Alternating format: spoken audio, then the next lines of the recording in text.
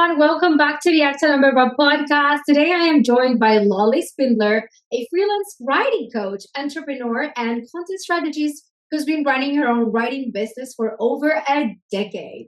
She's the founder of the Six-Figure Freelance Writer program, where she teaches writers how to scale their gigs into thriving six-figure businesses. Her mission is to help freelance writers escape the 9 to 5 grind and increase income by crafting a life that they can truly be passionate about. So without further ado, we have Lolly in the waiting room. So let's get straight into the podcast. Welcome to the Acta Number podcast. I'm Minty, and here we'll talk about business, freelance, mindset, education, mental health, life, personal growth, and everything to help you overcome your fears, know yourself, and create the life and career of your dreams. Episodes in English and Spanish every week. Lolly, welcome to the podcast. Thank you for being here. Thank you for having me. I'm so excited to finally get to chat with you. Yeah, and I'm so excited for everyone who's listening to this podcast and from Argentina. She recognized this. Like, she knows what a mate is, so she's a friend of the house already. I already love you because of that. I know, I'm jealous. I'm like, oh, I need a mate. Yeah, it's so sad. Like, we could be drinking mate at a distance. It's so sad that you don't have yours. But I know. No, I just want to ask you, like, Lolly, for people who don't know you, if you can, I know that they just listened to the introduction, but it's always more refreshing to hear it from the person. So if you could tell us a little bit about the things you do and a little bit about yourself, if you have any fun facts that you would like to tell the audience, take it away. Yeah. So I currently live in Mexico City, Mexico. I've been here for over 7 years now, which is crazy, but I'm originally from Long Beach, California. I've been working remotely for over 10 years and I've traveled to over 30 countries. And really my business, I am a freelance writer and I've been doing that for over 10 years. And I created a content marketing agency called Crea that has really like fueled my lifestyle and allowed me to travel and live wherever in the world I want to live, which is why I know what mate is. So because she's lived in Argentina. Good choice, by the way. Yes. And so because I live this amazing life that has been fueled by this business, I started a second business 2 years ago teaching other writers how to create their own successful six-figure freelance content writing businesses. So that's like my new trajectory that I'm on. So I'm doing both concurrently, but I really wanted to help other like-minded creatives kind of build a business that supports their lifestyle so they can spend their time however they want to. I love that because I always get this question. So many people ask me like, hey, do you teach? And I'm like, no, I don't. Here you go. So now I have another reference to send them to. So it's just so good.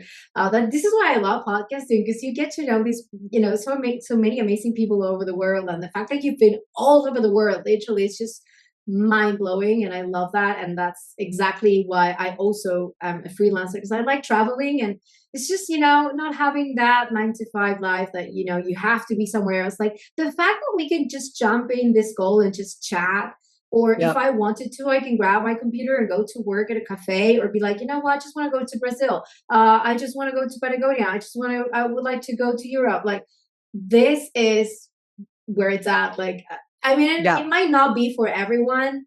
And for other people listening who are like more, house cats, this is still also a good lifestyle for them, especially if they're a house cat. Because like maybe many moms are listening to this podcast, and if they go to an office, they're, missing out on being with their little ones, so that's why I just love this. It is. Yeah, it's just about getting your time back to do with it what you want, whether that's spending more time with your kids or traveling the world or having more time to pursue your creative endeavors. Maybe you're a painter, but you have to pay the bills. And so you're like, how can I focus on my art, right? This is a great way to do that, is to create a stream of income that supports you and gives you back your time to invest in what you're passionate about. Yeah, absolutely. Now, I do want to ask you this, just to get started with the questions, because I have so many for you. You already know that, but I have so many questions.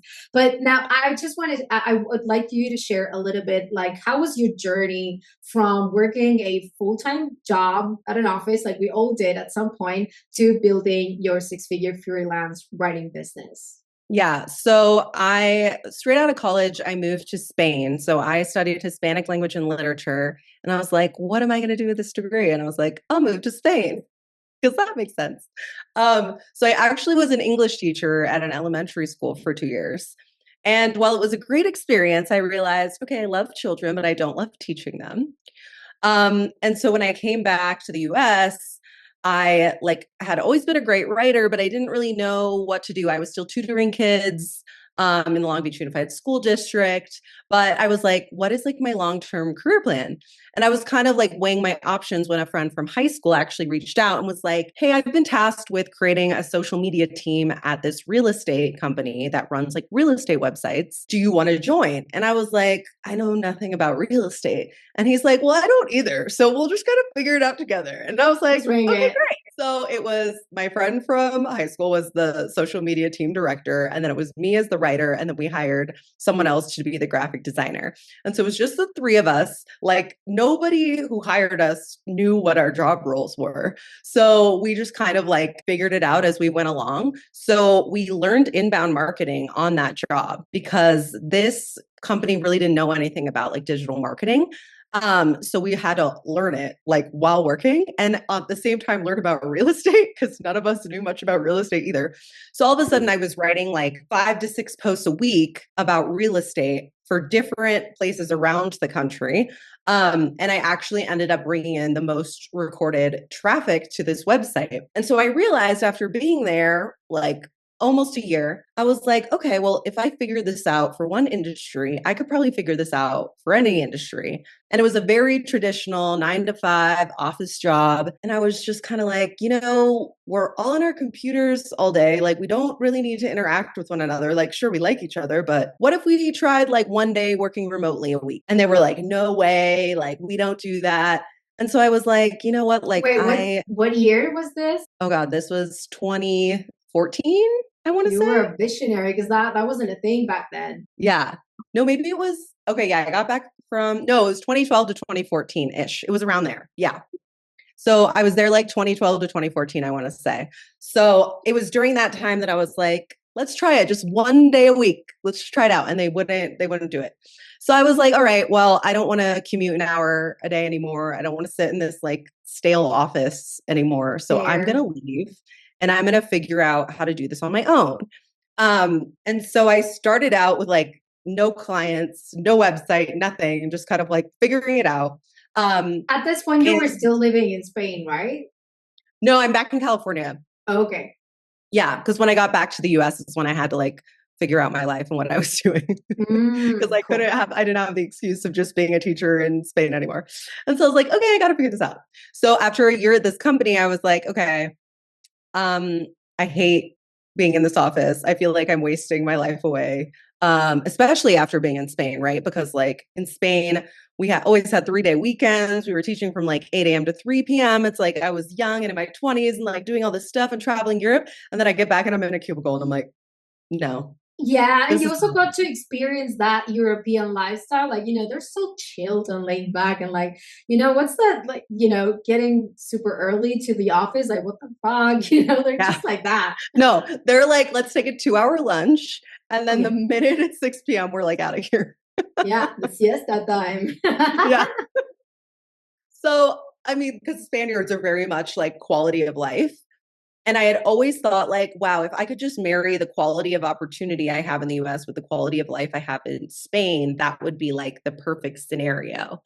And so this had been in the back of my mind, but it wasn't really like in my conscious mind anymore. But as I started creating this freelance writing business, that's exactly what I created for myself. And so, yeah, I basically just like left that job and I ended up joining a co-working space in downtown Long Beach and met my first few clients there. And from there, my network kind of grew via word of mouth and referrals. So it was actually a co-working space that got me started and got me my first few clients. And that really like, it built up some confidence since I knew I could do it. I just, had to get those first few clients to believe in me. I just love that. I mean, you just joined a co-working space and you got your first clients there. Now, I know this is off topic from the questions that I had in mind for you, but this is the beauty of podcasting. Like, you get to talk to people and then something comes along that, they say something and you're like, wow, I need to know this. Now, for people listening, they already know this if they've been following my podcast. I I'm autistic, and for me, just like, this is why I love the virtual space, because it's easier to make friends, to network with people. But what was it like for you to network in person? Like, this is a question that it just, for me, it hits home because it's so hard for me. Like, they're like, make eye contact and then go say something, like say hi or say, and it is crazy that I'm asking this as a copywriter, because one thing is like just writing copy, but then just being there in person. And then after Mhm. they give you the answer, you're like, okay, thank you, bye. You didn't even know what to do. So if you could give a few tips on like how to network, I would love that. Yeah, definitely. Because I definitely, in my course for freelance writers, I definitely have, a list of ways to find gigs online. That's always updated because that is how the majority of people find clients these days. But there really is something to be said for like that in-person one-on-one networking. So I think the first step is finding a space where you already have common ground. So for example, the co-working community was great because we all were either running our own small businesses or working on side projects, or in some, like, we already had this common ground. We lived in Long Beach. We loved Long Beach. We loved the space. We loved spending time there. And so they would always have like happy hours, networking hours, where we would come together and start talking about our projects and what we're working on. And what I found was every company needs content, like every business needs content. And so it was pretty much an easy sell if they didn't, because a lot of them were small businesses, right? They didn't have full blown marketing teams dedicated to writing and content creation. And so once I told them what I did and this business I was starting, they were really interested. And so it kind of just like gelled naturally from there because I already knew a little bit about their business, they knew about mine. And so it was really kind of reciprocal and symbiotic. So I would say definitely like the first thing is to find a space or a meetup that you already have something in common. And then from there, once you've, made that initial link, then you can start getting into like, oh, well, this is what I do. Like I love writing content for small businesses, blah, blah. And you can kind of go into your pitch, but like, your soft pitch, because then it's like a very like low hanging fruit type of conversation. Like the worst thing they can say is no, but you still have this connection. And a lot of times they can put you in touch with somebody who does probably need content. What you mentioned there, like every company needs content, it's just really resonates. So many, I always receive messages from people like they're on the fence. They're like, oh, I just really want to get started. I also want to become a copywriter, but I don't know because I'm only getting started. And, there's already so many copywriters out there. And I don't know, with AI and blah, blah, blah, and they're so scared to start. But like you said, every single company needs content. They need Mhm. marketing. They need ads. They need advertorials. They need websites. They need everything. So there's like so many places you can go as a copywriter if you want to pick a niche, like whether that's content creation or that's ads or funnels or website content or scripts. There's so many things you can do. So Yeah.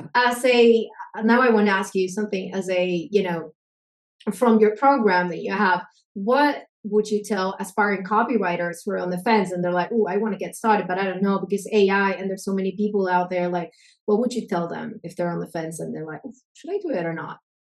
Yeah. So one thing that I have to constantly remind myself of too is that where we feel resistance is exactly where we're supposed to go. Because if you think about it, when we have those moments, it's telling us, oh, you're going to get out of your comfort zone if you do that. So that was like me starting this second business. Like my comfort zone for the past 10 years has been writing copy for different businesses, whether ebooks, blog posts, emails, you name it. And all of a sudden I was like, you know what? I love what I do. I love the life it's afforded me. I really want to share this. And then all of a sudden I'm like marketing myself, which I've never really had to do because most of my business, comes through word of mouth referrals. And all of a sudden I was like, oh, like this is uncomfortable. Like all of a sudden I'm having to use my voice as like an expert in the space, whereas before it's always been, under someone else's byline in a different space. And now it's me and it's mine. And so I definitely felt that resistance. And that was like, oh, no. This is a good sign because it's telling you that's where you need to go if you want to grow. And if you want to get into that growth zone, you're going to obviously be uncomfortable. So that's with things with like self-doubt, imposter syndrome, those are actually good signs because it's telling you that you're going to be forced to grow in those scenarios. So I say go for it. If you're especially if you're feeling it, that means you have to do it. If you're scared of it, go do it. That's Yeah. the thing. You know what? I was just thinking about it, and that's why you were talking. I was going like, oh my god, oh my god. It's like for me, for example, I always get like word about clients and clients through platforms, and they just reach out. They just come to me. Like I don't reach out to clients. They come to me. So I was like, I feel like there is something that I'm leaving something on the table, and like I hate being on calls and like a salesperson just say, I hate it because I'm not used to it. They come to me, Mm-hmm. they already like, super warm leads that just want to get started. So we don't even jump on a call. It's like, I want to work with you. Okay, cool. The black and we start. But I recently started jumping on calls because I'm feeling exactly what you say. Like, if you're afraid of something, that's where you have to go because that's where the next big shift in your life is going to happen. So you need to put yourself in that situation if you want to grow. So that could be taking on more calls, that could be upping up your prices, that could be learning, a new skill or launching your website, for example. Like that's where the magic happens. And Yeah. you kind of responded to a question that I had for you that was like, what inspired you to start the 6-Fig Freelance Writer program? But now there's something I do want to ask you is what makes it different from other freelancing writing programs out there? What's your blueprint? So I feel like a lot of other programs out there are very prescriptive and they tell you you have to do X, Y, and Z to be a successful freelancer. And it's very like in a box and you have to fit it. And it's very hard skill oriented, less soft skill oriented. What I wanted to do with the 6-Fig Freelance Writer was to make sure that starting this side gig or business, freelance writing, supports your lifestyle and not the other way around. So it's not like you have to do all of these things to fit into this box of what a freelance writer is supposed to do. It's like, no, let's center you, what you want out of this business first, whether it is to have more time freedom to spend with your kids, whether it is to scale quickly to 6 figures. No matter what your financial goal or time goal is, we're going to create a business that fits around that and supports that. And so it's not just like the hard skills of like setting up your website, getting a portfolio, but it's also the soft skills. In each module, I have a mindset module that goes through things like self-doubt, imposter syndrome, like things that might come up with ghostwriting at first. Like it's also about the mindset and then seeing yourself as the CEO of your business instead of a mere contractor or freelancer. That's another step. That's like a mindset step. It's not just actionable. I can type this right now and get it done. It takes time and it's more of a process.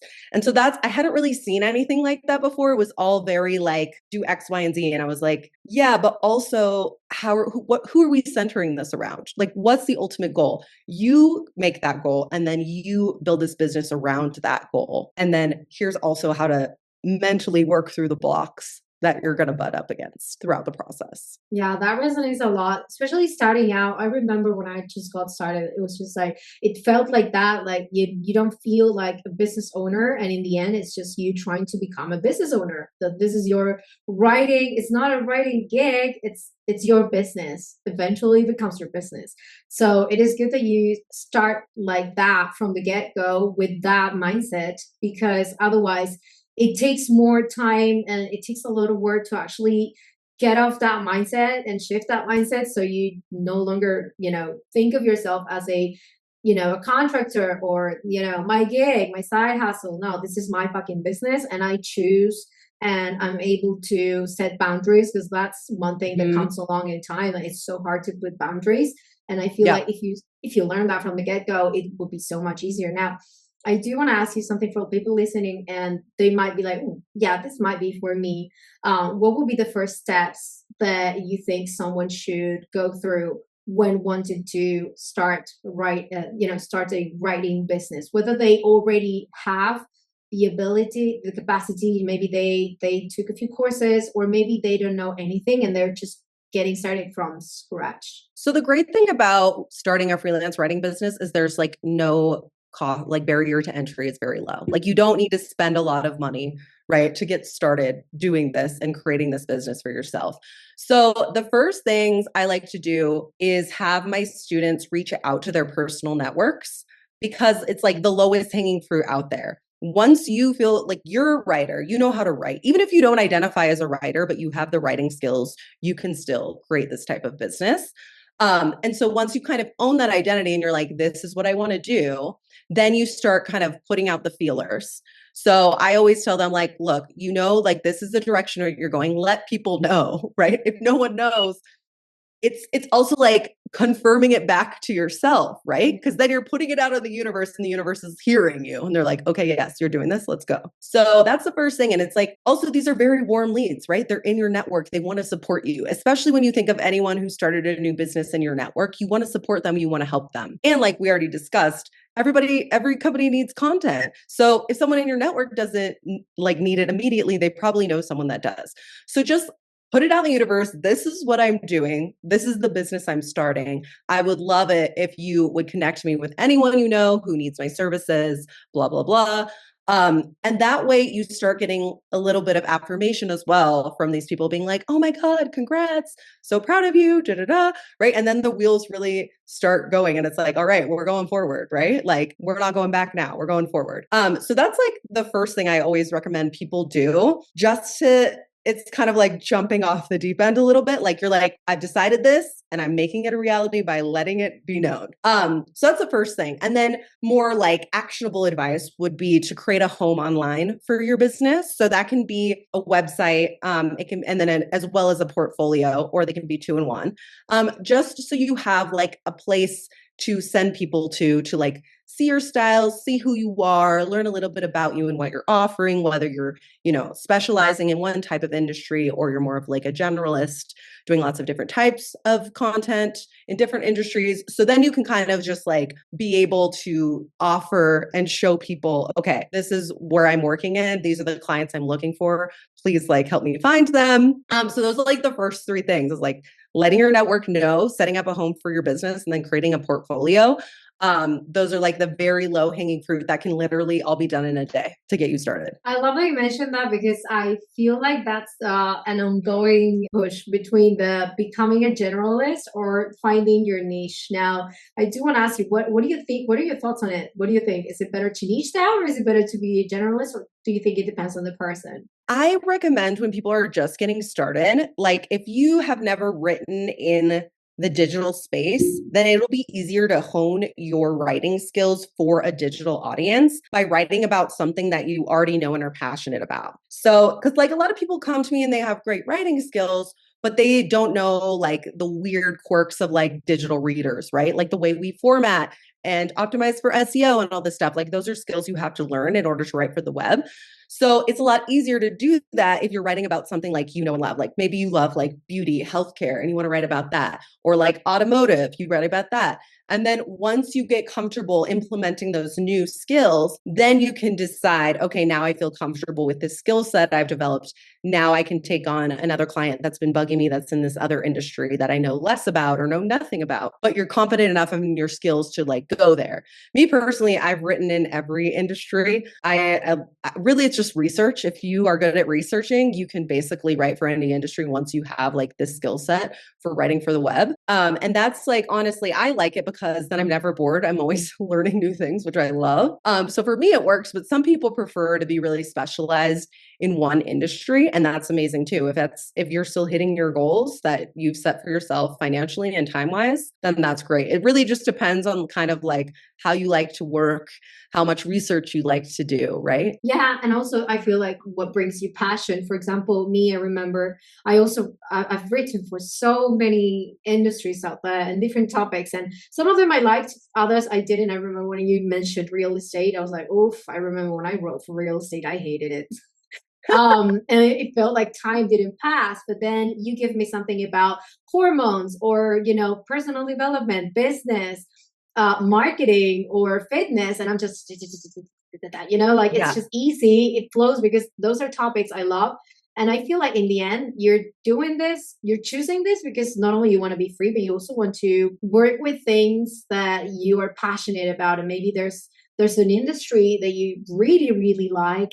And the good thing about this, and not many people talk about this, but copywriting opens up so many doors. Like I've had the chance to work with people I admire. Like I kid you not, like people I would fangirl over a call with them. I would be like, Mitchie, calm down. This is another human being. She's a client now. You're don't fangirl them, please. But it's just so cool. And I feel like people don't talk about it. But I don't know if you had any of these moments like you connected with someone that you really looked up to, any entrepreneur or any influencer you wrote for, and you're like, wow, I never in my life imagined like I would be working for this person. Like I am having calls with this person. I don't think that's ever happened to me, but I have become fans of my clients by writing for them. So some of my favorite projects, I write a lot of books. I've written over 20 books for people. And so I have learned so much from the people I write books for because they normally come to me after having accomplished, some like feat like creating millions of dollars with Airbnbs or real estate or via their YouTube channel or whatever it may be. And then they want to write a book to share their journey, but also create like another digital asset or like self-publish or create another stream of passive income. And so it's really cool because I get to learn so much about how they've accomplished what they've accomplished by writing their books. So I've then become fans of them because of that process. Oh yeah, I have that too. And it's just sometimes I laugh at myself because I'm like, sometimes I would even sell myself with my own company. I think that that's something that happens to all of us. But now I do want to ask you this. So for people who are maybe thinking like, I would like to learn from Lolly. Do you also teach them how to land high paying clients? Do you have anything like that, like low ticket versus high ticket? Because those are very different clients. Yeah, definitely. So obviously when you're just starting out, it's going to be like, you're going to want to get the practice working with clients. So it might not be as high paid as you want at first, but eventually like I teach you how to build the foundation and then to scale and grow quickly so that if you do want to have higher paid clients and scale that business to six figures faster, you can. And so one of the things I recommend is like bundling your services. So instead of doing a la carte, like blog posts, or if you're specializing in social media or specializing in newsletters, like to instead like also have a bundled rate that's recurring income and it's monthly. So that way you're able to know exactly what you're offering for that price point every month. And then you also know how many clients you're going to need in order to hit your goals every month. Right. And So so a that's retainer, definitely, basically. yeah, because I think bundling is like one of the easiest ways to grow faster. Mhm. Because a lot of people are just like one blog post here, one blog post there. They're not really building a relationship with their clients. But once you're able to, consistently provide content for your client and really create that relationship, then you can start to scale those services that you offer them and bring in more consistent revenue from them. Yeah, and you don't have to be actively, you don't have to actively go look for new clients because you already have your Yeah. retainer every single month, and you know that this amount of money is going to come in every month, and then of course then you'll see if you grab on, if you end up having more clients, then you can of course reach out to your client and renegotiate the payment or whatever, or just maybe offer them any something less, or reducing the hours or whatever. Now about retainers, what do you feel is usually better for people getting started? So I always recommend to price based on project, not time, because eventually you're going to be able to do what you're doing now in half the amount of time, and you should still get compensated for that. Because now you just have more knowledge and expertise in how to craft a post and in that industry. And so definitely make it project based. So I always like word bucket my posts. So it'll be like 500 to 750 words, 750 to 1,000 words, right? And so basically you just have that price point set. And then once you create your bundle, you package that in. But I don't really like pricing based on time because like I said, like you're going to be able to be an expert and then you do it in an hour instead of the 4 hours it used to take you, and now you're making less money. That doesn't really make much sense. Hmm. So the only things I really do for time are like consultation calls and stuff like that, where it's actually like me trading my time. Otherwise, everything is either project based or, for editing, it's a little easier to do like per word. So it really just depends on the scope and the skill of your project. But I definitely always recommend project based rates and not time based rates. Yeah, it makes a lot of sense because eventually you'll get better at it and it's going to take you less time. And it's also fair on both sides because they already know how much it is. And, maybe sometimes it takes you longer and otherwise you would be charging them more. So I feel like it's fair for both parties. So yeah, I really like that. Now, I do want to ask you this. So what's one or the top mistakes you see new freelance writers make when getting started? Yeah. So it would probably be what I mentioned earlier is you have the writing skills, but you don't know how to write for an online audience. And so you can kind of tell when that happens because the content itself will be really good, but the formatting is just awful. You know what I mean? Like, for example, a lot of people who are really good at writing, kind of grew up when they had to write like reports, right? Like I remember writing my reports, and they were like, a paragraph has to be like at least 4 sentences, blah, blah, blah, blah, right? And so you're used to writing like these academic papers that are like these huge chunks of text. And if a reader sees that online, they're going to bounce so fast. They're just going to be like, nope, that's too much and goodbye. Like, there they go. So it's like learning these skills that help the reader continue scanning down the page with the formatting, also with images, also making sure it's optimized for Google via SEO. So it's all these little things that like any person who's written for the web for a while can like easily see. But if you're new to it, you just think, this is a great piece of content. I did a great job researching it and writing it. I'm going to publish it. And it's like, yes, and let's just go through and kind of, fine tune it so that now it'll actually get read because people just will not read it if you just throw it up like that. So that's probably like the number one thing I see when people are new to the space, because they do have those foundational skills, but they just don't know how to fine tune them for the web yet. Mm-hmm. And is there anything else that you see like they usually because my brain is going now, just is like going to the imposter syndrome because I feel like that's very common amongst creatives. Maybe not only just getting started, but sometimes you'll be like 1 year, 2 years, 3 years into freelancing, and when you want to do you want to take the next leap or grab the next client or up your prices or pitch your dream client or whatever, you feel that kick in. And I feel like we all get this. So I don't know if you have any tips that you would like to share with the audience to avoid this, because I feel like we all face this. And I'm going to say even I do. Like I have a lot of like 5-star reviews, like almost like 500 reviews and so many clients. And I can see like my copy, how much money generated, like, but sometimes I still feel that. And of course I'm trying, I'm talking about that in therapy, but I feel like we all have this. So I would love to hear your take on this, because I feel like you being teaching people this business and how to get started, you're more familiar with it, and you're listening to it over and over again because we all have this issue. Yeah. So one thing I would say is basically, especially when you're doing like cold outreach or you're reaching out to, new clients, you might not have a connection with them and you're just like, look, I really want to work with you. What's the worst they can say? It's no. And then you're not any worse off than you were before. Like they weren't your client anyways. So it's like a very it's the same thing with like meeting people in person, right? Like the worst thing they can say is no. So once you become, I guess it's just being okay with rejection, because not everyone is meant to be your client.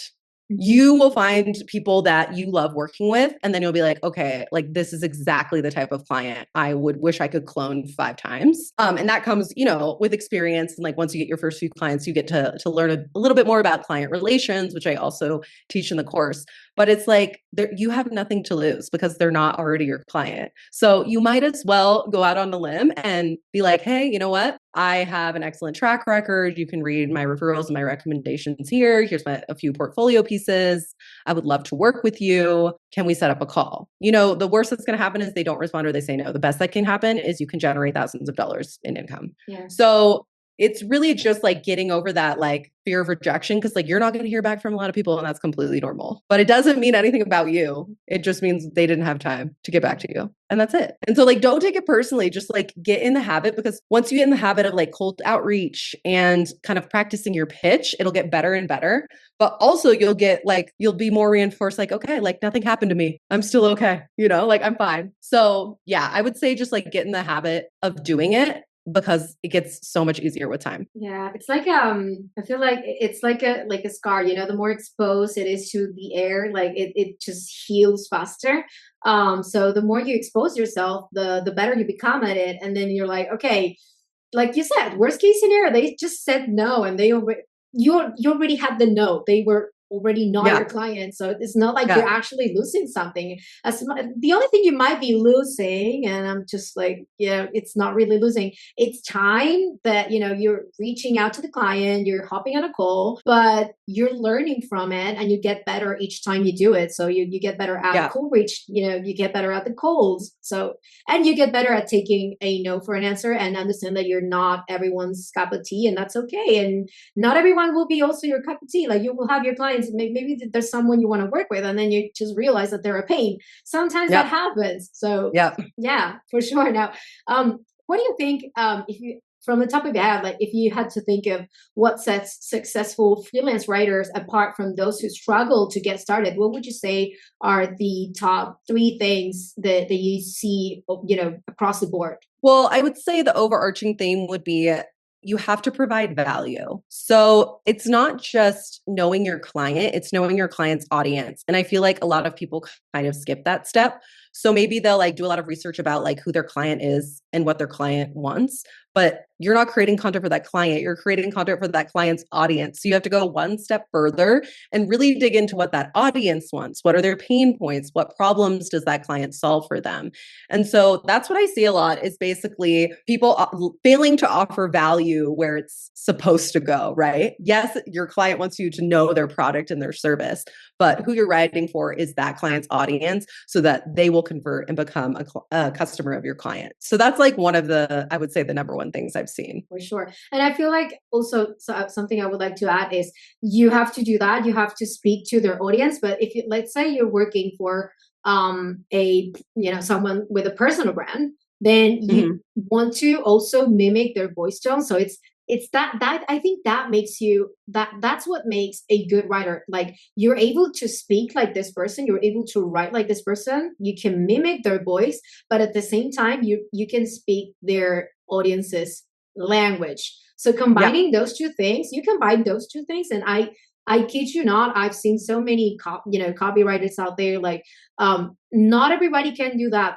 That's a huge skill to have. And I feel like if you're gonna focus on one skill, like I would highly suggest you do that if you want to write for especially if you want to write for influencers or any authority figure, because that is such a huge skill not many people have. Yeah. And that's why one of the first things you should do with your clients is to make sure they have like a branding tone and a voice stock. And if they don't, to like actively work to create that with your client, so that you are aligned on all of those things. And so you can kind of mimic their voice in their content.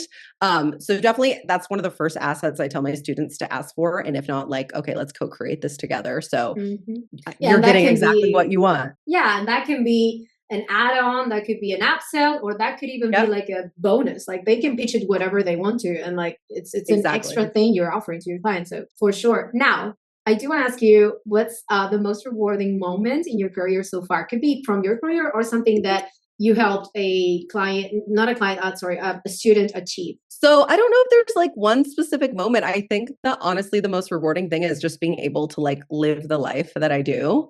I am so grateful all the time that I have been able to create a business that allows me to, pack up and travel whenever I want to. I'm about to leave for India for a month next week. And it's just that is what brings me so much joy and gratitude, is the fact that this business has really supported that lifestyle of mine.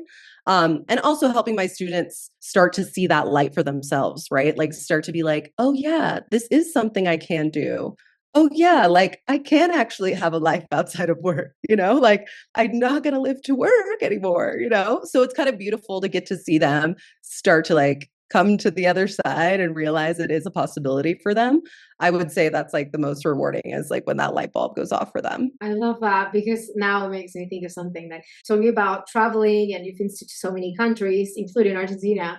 I do want to know, how do you balance, traveling and working at the same time? Because I can only imagine, like, you arrive to a new country and you're like, oh, I want to go here and I want to go there and I want to try this food and I want to meet people, but like you also have to work. So what are like your favorite time management tips? And also, how do you deal with the time zones if you have calls? So I travel two different ways. So sometimes I am traveling while working, and other times I just, this business allows me, I'm taking a month off. Like I finished up all my client work in January so that February I'm gone, and then they know I'll be back in March to resume all of our projects. So this trip in particular, I won't be working, which is really cool. But if I am, I normally go to Europe for a month every summer, and there I'm normally working. So for that, I like to do time blocking. So basically, I'll say from like, 9 a.m. to 12, I'm going to work in a cafe. So I'm still like out in the city that I'm in and still appreciating the culture and the food, but I'm also still keeping up with my client work and working on my businesses. So that way, you kind of get the best of both worlds. And then I have afternoons to kind of explore and, go to the museums and see the sights. So that's one way I like to do it, is just to decide, like I'm going to dedicate half my day to knocking off these 3 things on my to-do list, and the other half of my day, I'm going to go see these 3 sites or whatever it might be. And then with calls, a lot of my clients are like very chill. So I'll just tell them, hey, I'm in a different time zone. Can we do it like earlier for you or later for me? And they're normally super flexible. So just be like super open with your clients about like what you're doing and where you are. And chances are they're gonna be like, oh, that's so cool. I went there too. Go to this place, and then they'll be happy to adjust any time zone issues for you. Yeah, most clients are amazing. That's people are scared of, like, oh, what if I tell my client this and maybe they don't like that I'm not in my office, whatever. No, most people are actually cool. And if you're not working for those people, then find other clients, because if you Yeah. really want this to be your lifestyle, and you want to travel and all that, then you don't want those clients. Like, trust Yeah. me, you don't. Yeah, no. I always say like firing clients is one of my favorite things to do, because it's like something you would never dream of at a 9 to 5. You know what I mean? And now you get to do that. If they're like not aligned with you, you can be like, you know what? It was great working on this project, but I think like we should go our separate ways. Thanks. Bye. Yeah. Have you ever had any client that you fired who were like, oh, no, I'll pay you more or whatever? Has that happened to you? Um, no, I think we were both like, yeah, that was enough. We're good. Okay. See you later. Yeah. Bye. See you never, but thank you. Yeah, I think I had one like at the beginning, like the first email, I could tell like, oh, no, this person's going to be like very micromanagey. Like, I don't work like that. And so I was just like, like, I'm happy to refer other people to you. And he's like, no, I really want to work with you. And I was just like, he was very insistent. I was like, no, I really don't think this is going to work. I'm sorry. Yeah, sometimes you have to go with your intuition. I mean, sometimes you can smell them before they even start asking for the revisions or being super micromanagement. Like, oh, but I like this, and then they're like, oh, please trust me. Yeah. Or you will have some clients. This happens a lot with. I feel like, especially with personal brands, which is why it's such a craft to work with. People with a personal brand, and a big following, because sometimes they're like, they probably don't have a big background in marketing. They made it on Instagram when it was a thing and it was easy to grow, but they don't know much about marketing. And then you have to be like, you have to teach them, like, no, we have to do this because this usually works and we should try this. And then it's like it's more work. It's also more rewarding because then you can see how it grows, and you're like, yes, it's working finally. But it is hard because you have to educate them a lot, I feel. Yeah. And a lot of companies know they need content, and they reach out to you, and they think they're asking the right questions, but you can quickly tell like they don't really know what they're talking about. So there is actually like a lot of coaching that you do as a freelance writer.